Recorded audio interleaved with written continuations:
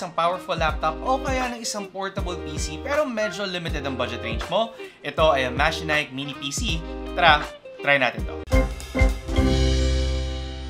So para sa mga hindi familiar, meron nga nag-e-exist na yung tinatawag natin na mga mini PC. So parang nag-e-exist siya in between ng laptop at saka ng desktop kung saan mas portable siya compared sa mga PC or CPU setup natin and mas powerful naman siya compared sa mga laptop at its price range. At ang isang example niyan itong pinag-usapan natin na Machinike Mini PC. Syempre ano ba yung mga benefits nito, yung mga compromise if ito ang pipiliin nyo na setup, pag-usapan natin yan dito sa video. Pero bago ako magsimula, mag-subscribe muna kayo dito sa channel by clicking the subscribe button below. I-hit nyo na rin yung bell icon para ma-update kayo sa mga susunod na videos. And if ever na makakatulong sa inyo ang video na to, sana i-like at i-share nyo na rin. Anyway, pag-usapan na natin itong Machinike Mini PC. So for this Mini PC, simulan muna natin siya sa kanyang design. So for this specific Mini PC, comparing to other Mini PCs na available dito sa ating market, nakakatuwa lang yung kanyang powder metal finish na syempre nagde-deliver ng mas classy lang na look para sa atin. Isa pa dito napaka-clean lang ng look niya kung saan very flat lang yung top side niya and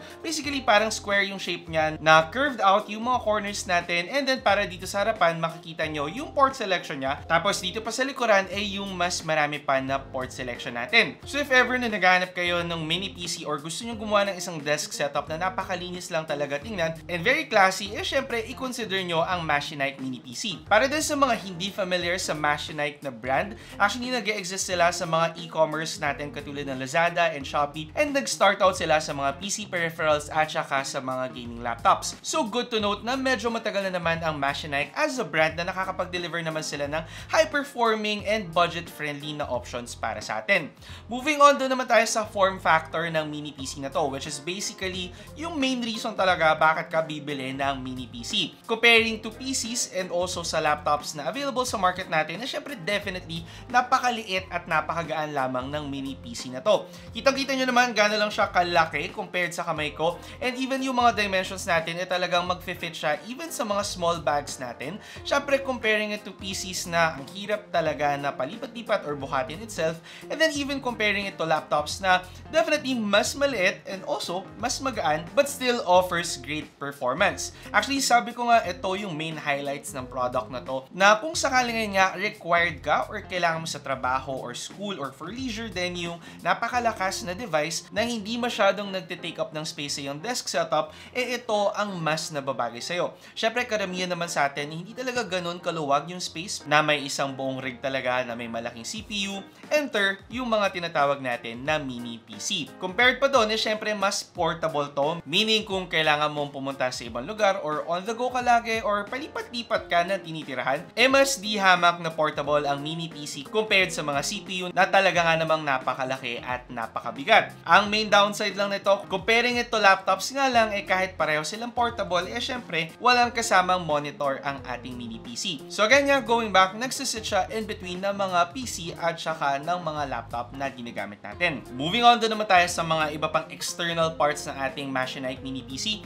So dito sa harapan, nandyan nakalagay ang kanyang dalawang USB Type-A port, meron tayong isang USB Type-C port, tapos a headphone jack, and then finally ang kanyang power button. Nandito naman sa likuran, another set of USB Type-A ports, meron tayong display port, HDMI port, tapos dalawang LAN port, and then finally ang kanyang DC port. So huwag kayong magkakamali, hindi the battery or hindi battery operated ang ating mini PC, meaning it works almost the same as a full size or yung napakalaking mga CPU or PC talaga na kailangan laging nakaplug para talaga makapagtrabaho or magamit natin ito. Ngayon dito pa sa iba't ibang sides, dito sa left side, right side at saka sa back side ng ating mini PC, matatagpuan ang kanyang air vents. So another good thing about the Machinike Mini PC, meron tayong mga air vents at saka built-in fan pa na matatagpuan dito sa ilalim ng ating mini PC para syempre ma-maintain yung temperature niya given how powerful this mini PC is. Going back dito sa bottom part ng ating Machinike Mini PC, matatagpuan pa yung parang dalawang pwedeng pag-screwhan na dito natin pwedeng ikabit yung kanyang bracket na already included sa ating box na pwede nyong ikabit actually sa likod ng inyong mga monitor.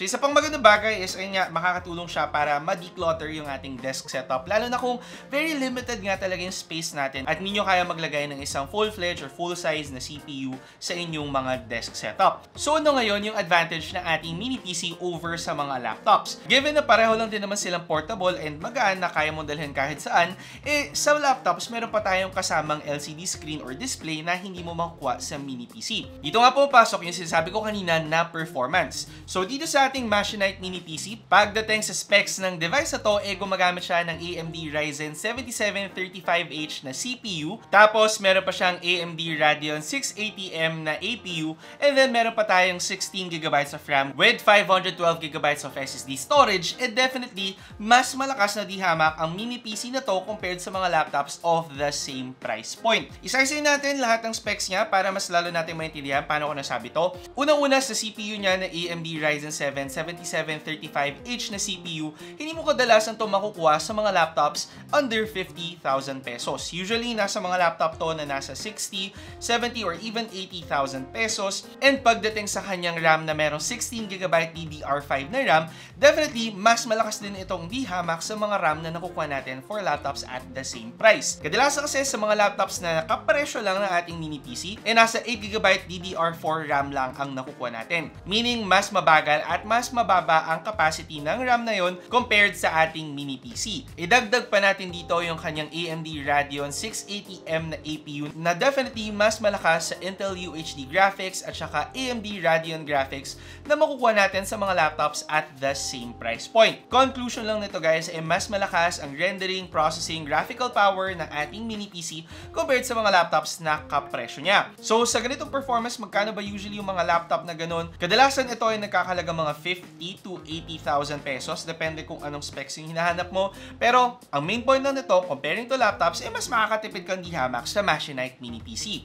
Syempre, hindi lang naman tayo nag-base sa specs at binenchmark natin ang Machinite Mini PC at ito ang mga lumabas na results sa atin. Sa Cinebench and 3D Mark, definitely mataas ang performance na nakuha natin. Mas mataas di-hamak sa mga laptops at the same price point. Aside pa dyan, even with other benchmarks, talaga nga namang magpa-perform ng maayos ang ating Machinite Mini PC. With these results, masasabi ko na basic computing at basic use, definitely kayang-kaya ng mini PC na to. So kung ang habol nyo yung office work na very responsive lang yung inyong system or yung inyong setup, definitely magandang option ang Machinite Mini PC. Aside pa dyan, ang mas maganda pang perk nito, kaya nyo pang mag-dabble into advanced works na hindi mo usually makukuha sa mga laptops at the same price point. Kung sakaling planning din siya gamitin sa mga mas advanced na office work, hindi rin kayo magkakaroon ng problema. And if ever na gusto nyo din siya gamitin for light graphical work, makakapag-deliver pa rin ang Machinite Mini PC ng sufficient performance. So for programs like Adobe Photoshop, Canva, o kaya Adobe Premiere, kaya nyo yung magamit on this mini PC. Although, syempre, wag pa rin tayo mag-expect ng sobra given na APU ang ginagamit ng Machinite Mini PC. However, masasabi kong definitely mas malakas itong di-hamak sa mga laptops na under 40,000 pesos. Moving on, kung plano nyo maglaro, lalo na pagdating sa Machinite na brand, mas kilala talaga siya for gaming laptops. Kaya nyo din mag-casual gaming on this laptop at makukuha naman ng enough FPS para ma-play yung mga games nyo. For games like Valorant, as long as ibaba nyo yung settings nyo, marara naman yan ng Machinite Mini PC nang hindi kayo nagkakaroon ng problema. So, if ever na gusto nyo siyang gamitin for light gaming, light graphical work, advanced office work, and also programming, definitely magandang option para sa inyo ang Machinite Mini PC. So, sa mga sinabi ko, sa mga benchmarks na nakuha natin, and then sa mga ma-offer sa inyo na mini PC na to, magkano nga ba siya? So, available siya actually in Lazada and Shopee. Ilalagay ko yung link below. So, for this specific model, ito ay nakakalagang 31,999 pesos. And if ever na mag-opt kayo for higher memory, available din yan for 36,999 pesos. If ever naman na mas comfortable kayo sa Intel CPU, actually available din siya. Nakakalaga naman ito na 30,999 pesos. Yun nga lang, DDR4 RAM ang ginagamit niya. And then, para naman sa mas mataas na memory capacity, ito ay nagkakalagang 35,999 pesos. So, Pag-usapan natin itong specific model na to, bakit ba ito yung dapat nyong kunin at ano ba yung mga dapat nyong i-consider if ito ang bibilhin nyo. So sabi ko nga, nagsiset siya in between mga full-size na PC or CPU, tapos sa mga laptops na yun nga, madalas yun yung mga go-to talaga natin na device. Medyo may specific need for mini PC kung saan very limited yung space mo sa iyong desk setup, kung kaya ang habol mo na talaga ay yung space-saving, portable, yet powerful na mini PC at still very affordable prices. Comparing to laptops kasi, sabi ko nga kanina at kita niya naman sa mga benchmark natin, di hamak din na mas mura ang mini PC compared sa mga laptops. However, ay nga lang hindi kasama yung monitor, keyboard at saka touchpad dito sa ating mini PC. One of the compromises na kailangan nyong isipin bago kayo bumili nito. Aside pa dyan, yung isang compromise din is yung upgradability at saka updatability dito sa mini PC, dahil since built-in yung karamihan sa mga internals niya, hindi nyo na siya kayang palitan or i-upgrade over time. Para sa akin, nababagay ang mga mini PC para sa mga small offices kung saan very limited ang space pero kailangan nyo pa rin ng napakalakas na device para matapos ang trabaho efficiently nang hindi talaga sinusunog ang savings ng business nyo. Same goes para doon sa mga sa atin na gustong makatipid pero kailangan sa school o sa trabaho na kailangan ng malakas na PC at ay nga medyo sikip sa kwarto nila or sikip sa bahay nila at hindi nila kayang mag-dedicate ng space para sa isang napakalaking CPU o kaya naman hindi afford ang isang napakalakas na laptop para matapos ang trabahong kailangan nila. Bagay yung trabaho or yung chipset niya sa mga programmers, sa mga graphic artists, sa mga office workers na talagang kailangan yung napakalakas na CPU para sa mga intense talaga na office work. Comparing to other mini PCs na available sa market natin ngayon, the Machinite mini PC definitely offers yung magandang balance kung saan very affordable, maganda yung design, very compact, at saka malakas or powerful yung performance na ma-offer. Yun na masabi ko sa ating Machinite mini PC. Hopefully nakatulong tong video na to para mabigyan kayo ng idea kung ang Machinite mini PC pa ang dapat na setup or system na ginagamit nyo para sa inyong trabaho or studies. Again, kung hindi pa kayo nakasubscribe sa akin channel, mag-subscribe by clicking the subscribe button below. Hit nyo na rin yung bell icon para ma-update kayo sa mga susunod na videos. I-like at i-share nyo na rin ang video na to kung sakaling nakatulong to sa inyo. Ako si Alvin, ang inyong tech guy. See you next time. Ingat! Nagustuhan nyo ba ang video ko? I-check out nyo ang aking channel for more phone, gadget, and laptop reviews. Tapos, meron pa akong tech tips and guides. Mag-subscribe by clicking the subscribe button below at i-hit nyo na rin ang bell icon para sa mga susunod ko pang videos.